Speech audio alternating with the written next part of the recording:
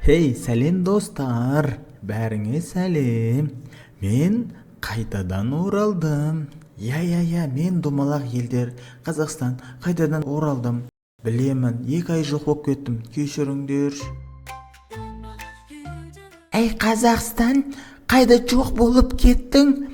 Подписчиктеріңді сағынбайсың ба сен сонда? 2 ай деген не сұмдық? Сен не космосқа ұшып кеттің ба? Әлде борщ пісіріп жүрсің бе? Ей, Қырғызстан, мен борщ жемейтінімді білесің ғой? Мен бешбармақ жеймін ғой, екеуміз бешбармақ жемейтін бе едік. Ей, қазақ, сені көрмегелі көп болды ғой. Неге жоғалып кеттің, ей? Айтпа. Өмір ғой. Реалмен ойнайын деп кішкене дайындалған ғой. Сосын жаңа идеялар жинап дегендей. О, привет, казахи. Енді болашақ жоспарларың қандай? Болашақ жоспар? Алда не күтіп тұр дейсің бе? Алда жаңа сериялар, жаңа мультфильмдер шығарамын. Тіпті басқа елдермен коллаб та түсіріп қалуым мүмкін. Негізі Реал Мадридпен ойнап быт-шытын шығаруым керек еді, қап болмай қалды. Так, достар, келесі серияны түсірейін ба, түсірмеймін ба? Мен шынын айтсам білмей қалдым.